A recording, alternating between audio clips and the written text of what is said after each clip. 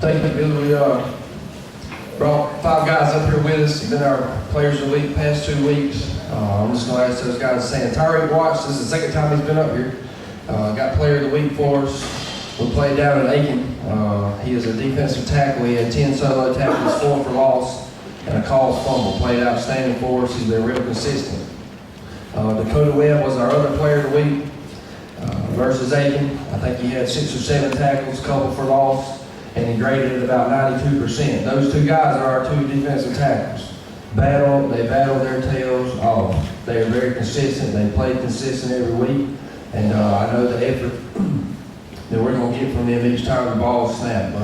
But Dakota Webb and Tyreek, we're proud of those 2 guys. They were our 2 players of the week versus Aiken. This past week versus Abbeville, played a really good football team, didn't make mistakes, and we made too many. Game versus Aiken, we kind of walked out of there, felt like we left a win on the table that week, but you know, these guys continue to bounce back. We had some guys play really well this past week versus Abbeville. Shyman Boyd has had a major part in the change, I guess, the culture change a little bit that we continue to make over our summer. He was one of our team leaders. A big reason that these guys had the name on the back was to Shyman leading those guys versus Abbeville. This past week, I think Shyman ended up with 11 tackles, had 3 or 4 for loss, and played fantastic. And as the season continues to go, it's a little bit cooler. You know, you'll start hearing his name more and more carrying the ball as well. Zach Ray's offensive lineman, probably played the best high school football game he's ever played this past week. Graded at about 90%. When they said he graded 90%, I was like, no, there's no way. Went back and watched it again. Watched the film. I knew he played well. I was like, there's no way he graded that high. Went back and watched it, and the kid played fantastic. Whole time. He's somebody that we've been pushing. And when you push kids and they answer the bell, man, you gotta say, hey man, that's a great job. It's a great job of responding. And he did it this past week, played great, and we're hoping he puts 2 performances like that together for us tonight. Mark Wise has been playing corner for us. He's one that you know, as the season goes, he's starting to play more offense, play more special teams, and he was kind of just the overall player of the game. I think he ended up 6 or 7 carries, did well. That number tonight needs to be closer to 20.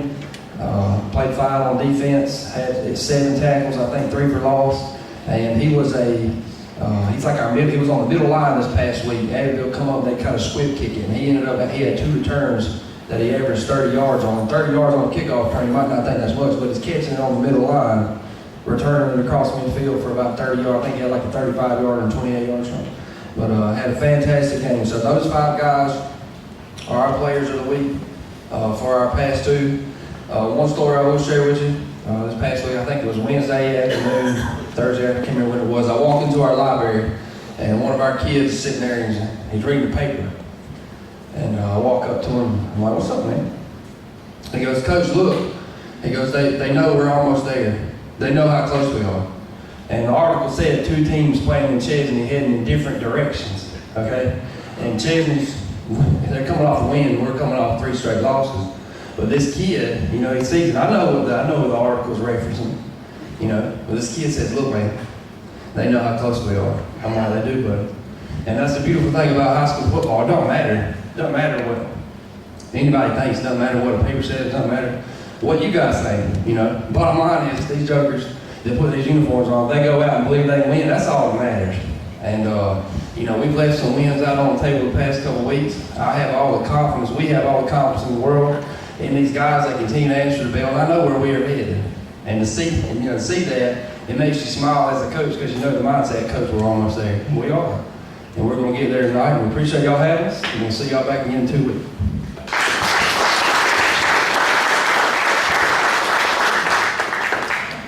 All right, next up, Coach Chris Weiner and the Orange Raiders.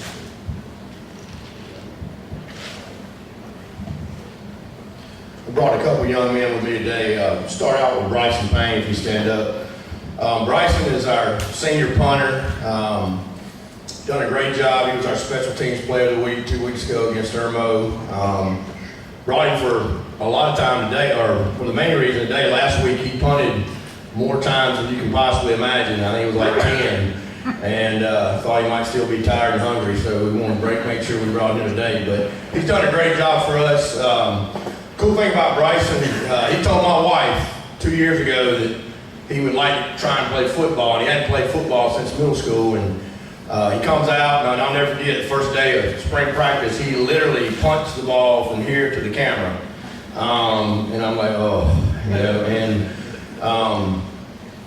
he's progressed and gotten better, maybe more than anybody I've ever seen, because that's really difficult to do when you go from kicking it from here to there. And he averaged 30-something yards a kick this past week, and he's really booming it now. And he worked his tail off. We hit his surfboard by Christmas time, and he punted almost, I'd say from January till now, him and our kicker have worked their rear ends off. And you know, they've done a great job. We got Nick Babb has helped with him. He's gone out there with them every day and kind of just monitored with them. We appreciate him doing that. But Bryce has done a great job, and we're very proud of him. Also brought Nathan Rudder. Brought Nathan, said he can't stand up, or he would, simply because he would have been here on his own accord at some point this year. So I just thought it was appropriate for him to come and share with y'all. And if you get a chance to meet Nathan, there isn't a finer kid on this earth. And I think if you just take 30 seconds today or at some point and talk with him, shake his hand, and just learn who he is, then you'll see that real quick. And it's an awesome addition to Lawrence, him and his family. We're excited. He's a junior, so you know, we've got another assistant coach for the rest of the year, which is great. He's done a great job helping a young ninth grader try and get through the game, especially the Irmo game. And you know, we appreciate him doing that very much, because that is a very difficult cross to bear. And I know a lot of you have had to bear it before or seen it done, and that's not easy. So, but we appreciate Nathan, and we're looking forward to big things to come for him, you know, in the future. 2 weeks ago, we played Irmo, played about as good as we could play, with, you know, with some silly mistakes at times, with some turnover stuff. But we started 3 freshmen that night. Started a freshman quarterback, a freshman wideout, and a freshman running back. And we're able to find a way to win. And you know, it's been difficult for us simply because the line in our training room right now literally looks like the line at Disney World. It's from here to the door every day. And it's just one of those things you just go through, and certainly not making an excuse for our performance last week, but you know, at some point, you know, you just gotta understand the circumstances that you're in and try and move forward. We're very excited about tonight, simply because, again, last week, Bowling Springs was a very, very good football team, but they played us in a 5-man box, and we couldn't run the ball. We've tried to go to a 1-back, 4-wide deal. That's not us. We've been working on what we do for over a year and a half. Studying it. We spent 3 days in Georgia. We spent a couple days at Ole Miss. Spent a couple days at Georgia Southern. We have invested a ton of time in what we do offensively. And last week was as inept as I've ever felt in my life, it'd be like telling Coach Nichols, hey, tonight, or this Saturday, y'all gonna run the wing team. Just cause. And you know, that's a difficult road to go down, but we're extraordinarily excited about tonight, because for the first time since the first half of their game, the Clinton game, we're going to have an opportunity to run what we do. And you know, that's exciting for us. It's nobody's fault, it's just the way it is. But we're extremely excited about tonight's game and have an opportunity to show all the hard work that's been put in to where we are. And again, appreciate y'all. Thank y'all very much. And okay, good luck to y'all tonight.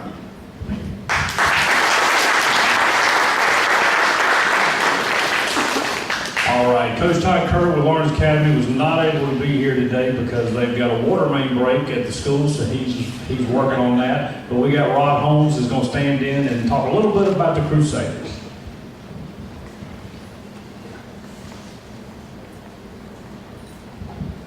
Don't know as many details since my son didn't play there anymore. He went on to Wofford, but I can tell you just a little bit about what Todd has told me.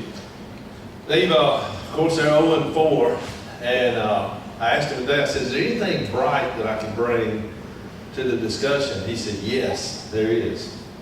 we're playing a team that's 0-4. So I think he's upbeat for that. They're playing Curtis Baptist tonight, and they're a new coming team into the league, and they're pretty good. And Todd's challenged with, like you said, the water main, and when you run a small school, you got a lot of opportunities to fix a lot of stuff. And his situation now is he's trying to transfer kids into football players. This one Chinese guy, he's huge. It'd be great to play for Lawrence or Clinton. Y'all would love him. But he had never seen a football till he got to America. So Todd's challenged with him to get him taught over into how to play football. He's on the front line, so he's a good blocker for us. The other challenges Todd's got is the two quarterbacks he's got. Is a sophomore and a junior, and they've never played varsity quarterback position. They've played football from the varsity quarterback side.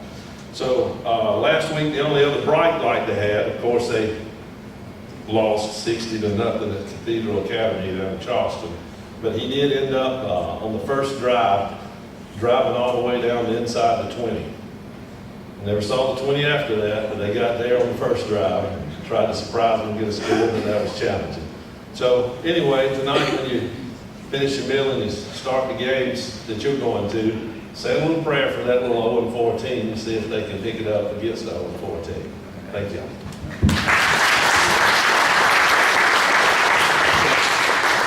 All right, we're kind of doing things in a little bit of reverse order today. We forgot to bless our food, and that's my fault. But I've called on Mr. Brian Harlan with the Lawrence YMCA. He's going to have our blessing for us. Let us pray. Dear Lord, thank you for this day. Thank you for everyone here that is supporting our schools in Lawrence County. And Lord, just bless this meal and be with these young men as they go onto the fields tonight and this weekend. Lord, and be with the coaches, because they are inspirations to the young men, and they are leaders.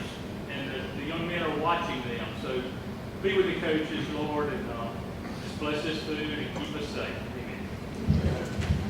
Amen. Amen. Coach Nichols, I'm not sure if you've ever had anybody pray before you speak, but nothing personal there. Our guest speaker today is our very own, and we're excited to have him. He's got the Blue Hose Run, and he's got a gentleman here with him that he's going to tell you a little bit about. But let's give a big round of applause to Coach Harold Nichols.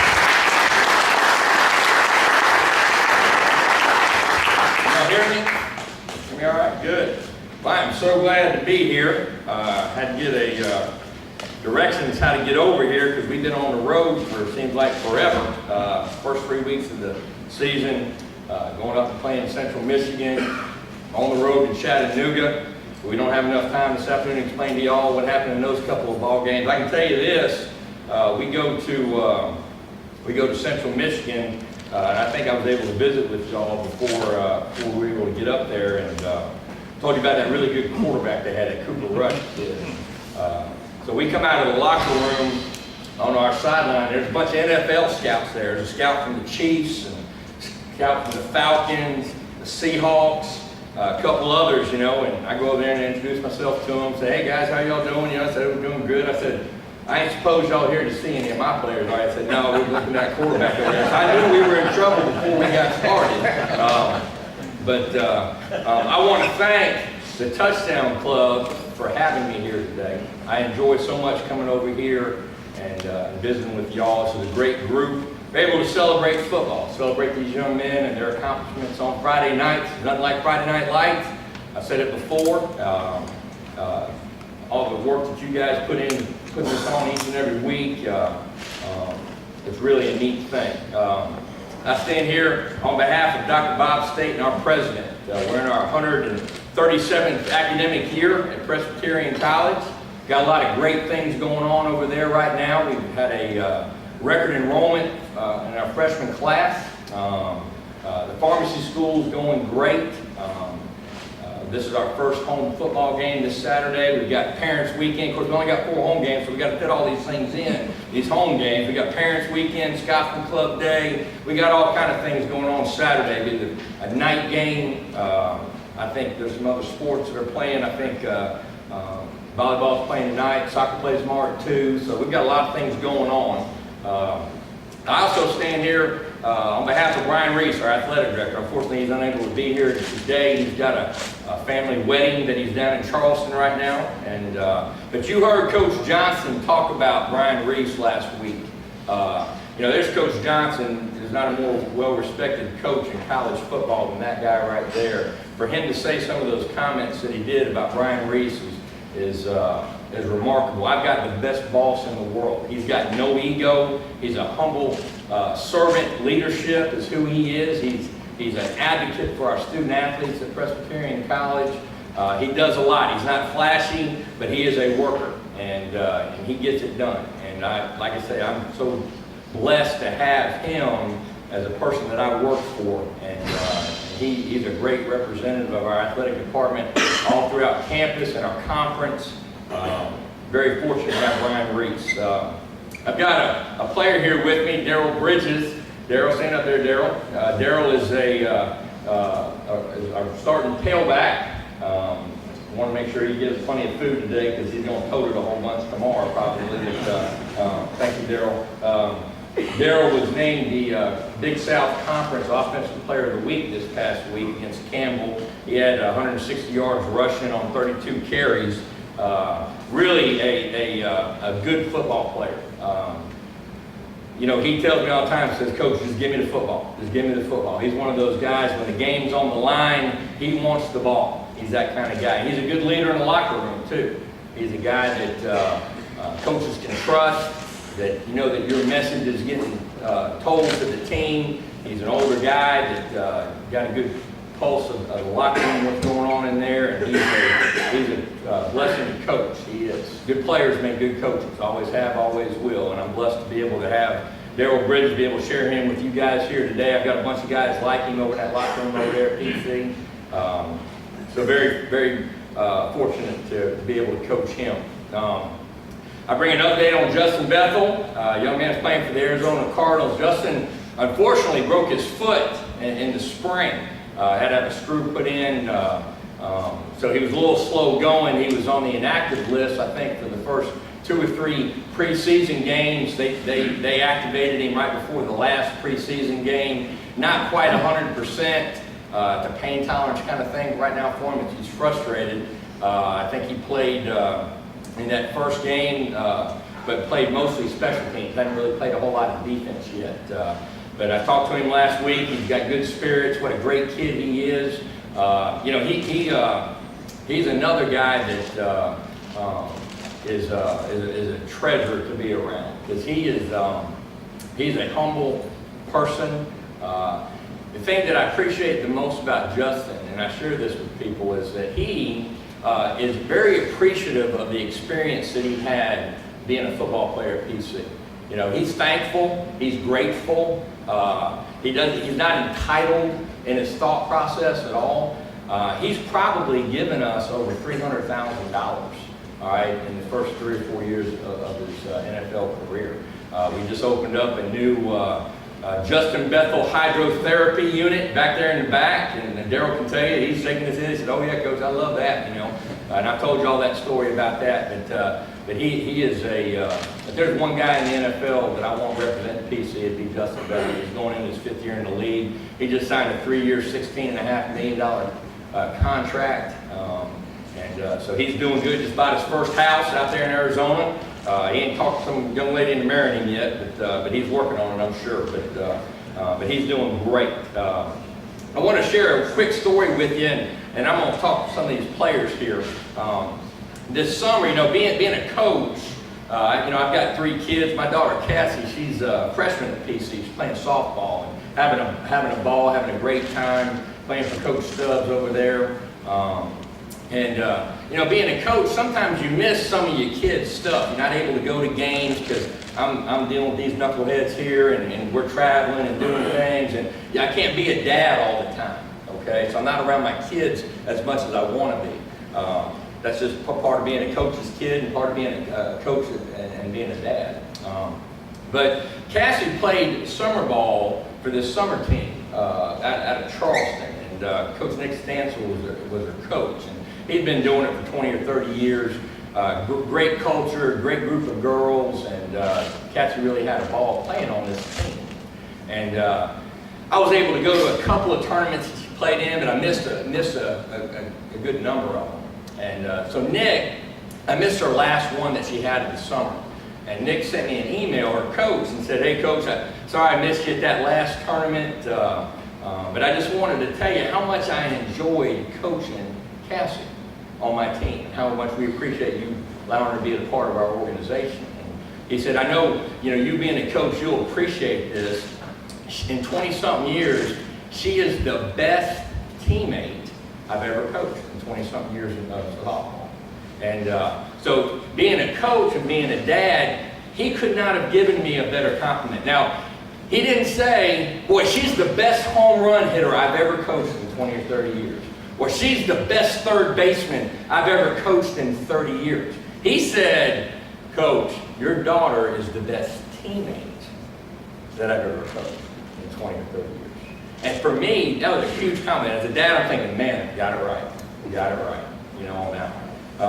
And that kind of leads me into, I see Coach Ivy and Coach Dixon and Coach Galt. You heard Coach Johnson and how revered they are. You hear me say it all the time, but to hear somebody like Bobby Johnson talk about them like that. We're blessed to have them amongst us. And, Coach Galt told me all the time, he said, I found out where all the good coaches and referees were when I retired, because I went up the stands, they're all up there, you know what I mean? So that's the best thing Coach Galt's ever told me, And this profession that we're in, all right, we really open ourselves up to a bunch of criticism. There's a lot of experts out there. There's a lot of experts that can do it better than you. You should have did this. There's a lot of second guessers, and that's what we sign up for. That's part of who we are. But there's a few things that have not changed about football. Now, I can talk about RPOs and the zone read and all that kind of stuff, and Coach Galt will talk about the single wing back in the day, what they did. There's some things that have changed about football, all right? I think football now is more of a continuous game. Very little people huddle up anymore. Everything's signaled at the line of scrimmage. 30 years ago, they didn't do that unless it was a 2-minute situation. But here's a few things that I don't think have changed in football, and I don't think it will ever change in football. First thing, it all starts up front. I don't care what offense you run or what defense you run, you better be able to get movement on the offensive line. You better be able to protect your quarterback. I think on defense, you got to be able to have good gap control and set a point on the defensive line. Those guys up front, that's where it all starts. That's where football starts and ends, okay? I don't think that's changed. I think the fundamentals of the game of football, blocking, all right, tackling, ball security, a good stance, good alignment, that'll never change. That's important now. It was important 50 years ago. It will always be a physically and demanding game. Okay, you guys understand that. Preparation during the week, third quarter, 7th or 8th drive, you got to go out and play again. You get a turnover, you got to go up there and put your fireman hat on and get a stop. That's a physically and mentally demanding game. And it always has been and always will be. There'll always be a need for leadership in football. I talk to Daryl about that all the time. And not necessarily leadership on the field, all right, on Saturdays or on Friday nights. It's leadership on Monday afternoon when you're going to practice. It's leadership in the locker room when you got a young player struggling. All right, there's going to be a need for leadership in football now and always will be. To be great, you have to sacrifice. Coach Johnson talked about that a couple of weeks ago. He said, man, he goes, all these people, they don't realize what you guys are doing in June and July. I do. You do. But everybody don't understand that. It takes sacrifice to be good. And I think it'll always be that way. And the last thing is, I don't think football's for everybody. Okay? If football was for everybody, every male in Lawrence High School would be playing football. And every male at Clinton High School would be playing football, if it was easy. And it is not for everybody. Because being a part of a team and sacrificing and working, okay, that's not for everybody. But you heard Coach Johnson talk a couple weeks ago about the life lessons that football teaches you, and about sacrifice and discipline and being a teammate and all those kind of things. I think those are a few things that have never changed in football, and I don't think ever will. I'm gonna give you all a little, I'm gonna let y'all in a little coaching secret, okay? You know, in coaches, they say, well, you know, coaches don't have favorites, okay? Well, that's probably not necessarily true. Coaches do have favorites, all right? I'm going to give you some characteristics of some things that coaches love, okay? Characteristic that coaches love to coach, that fires us up, all right? And you say, well, you know, he treats him a little bit different, all right? Well, you know, coaches are human too. And these are the things that fire me up when I come to work, when I go to practice. And I got the best job in America, man. I get to be around guys like Daryl, coach those guys every day, and the relationships I have with them. I treasure those. I do. I treasure those. But here's the things. You want to become a coach's favorite, okay? I'm going to let you in on a few things right here. They master all things that require no talent. They include being on time, work ethic, effort, body language. You ever see coaches talk about body language? You got to have good body language on the sideline. It's hard to have good body language on the sideline when you're down 2 scores, okay? All right? Little adversity. It's tough to have good body language on the sideline when adversity hits. Having a great attitude, passion, being prepared. The words that come out of your mouth to coaches, to your teammates, all those things are important. Here's the second thing. They show respect to your entire coaching staff, everybody involved in your school and your program.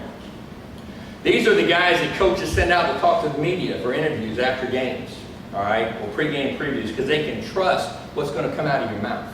They know where your heart is. They always represent the program in a good light. They understand the importance of being in the spotlight and the platform that you guys have. Because all those guys that are playing cut ball in the end zone, okay, say, man, I wish I could be Tyson. I wish I could be him, you know? All those guys, you guys are role models in your community and on campus. They want to be like you.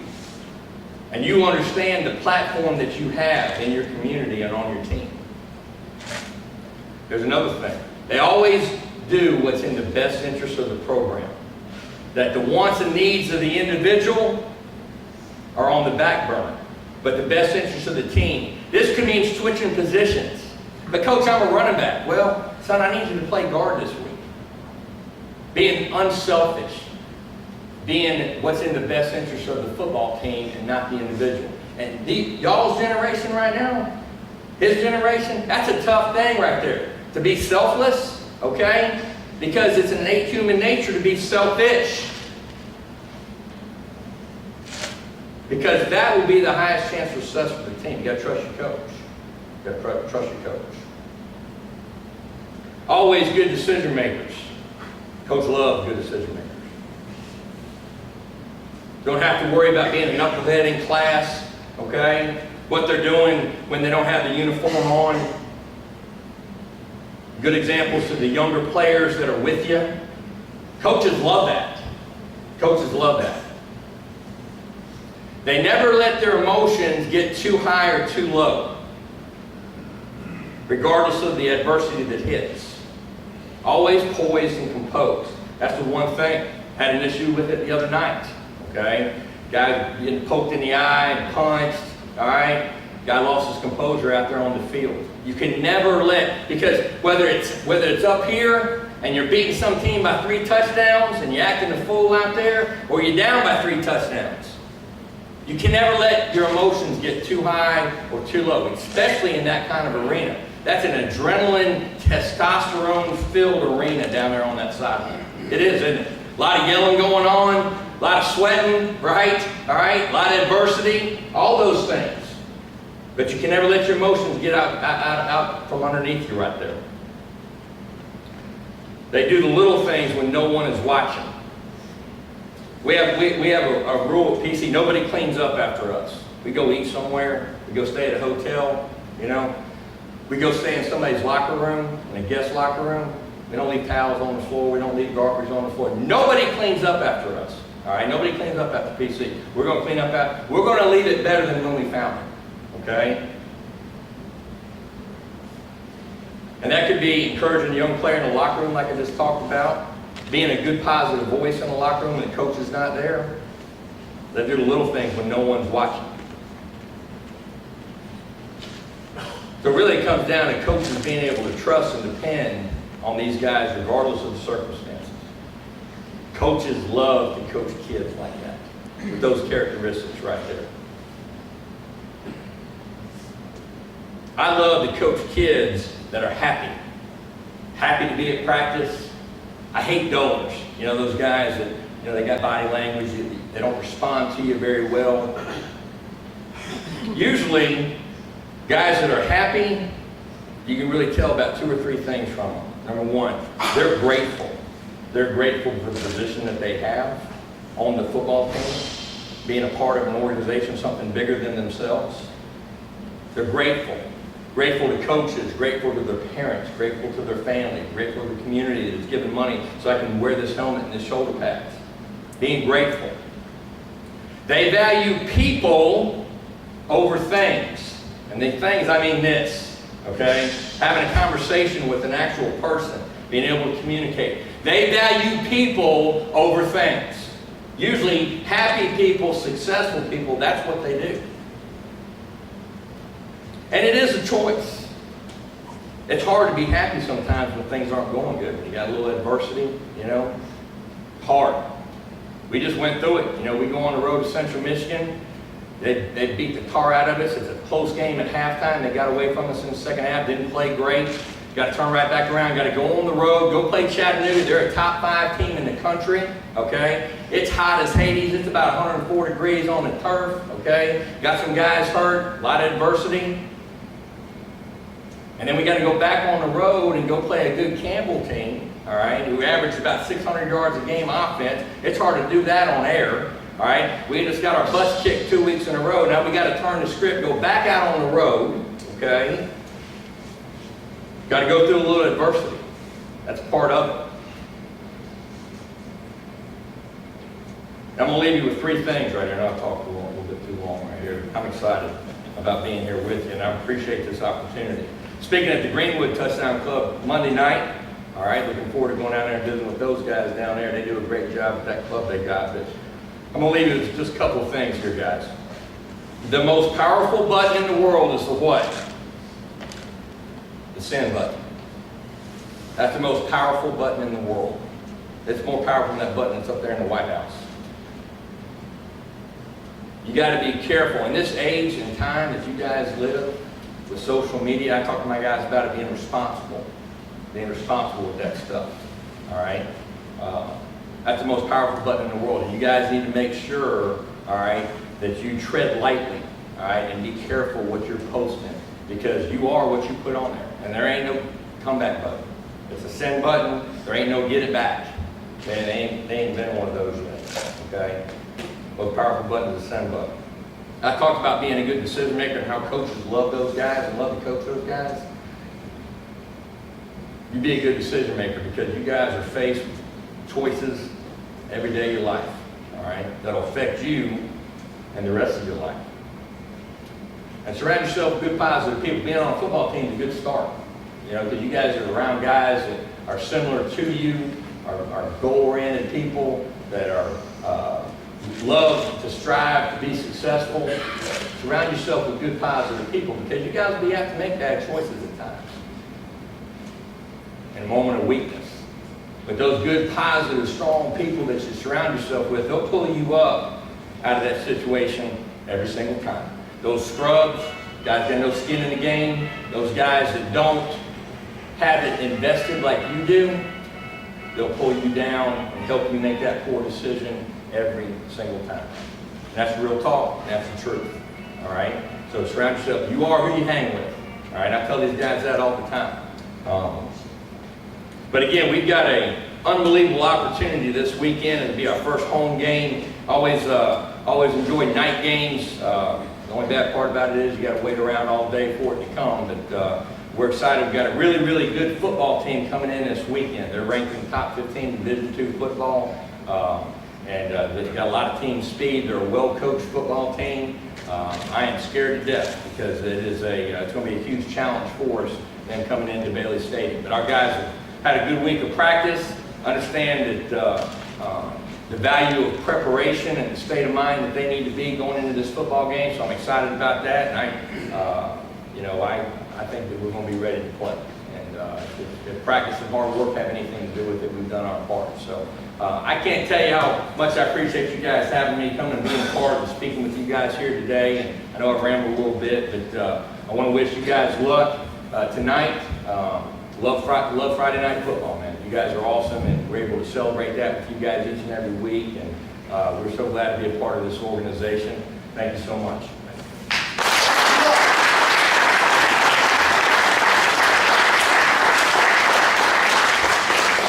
As we said in week one, Lawrence County is very fortunate for the coaches that have come and coached here in the past, but we're also very fortunate for the coaches that we currently have.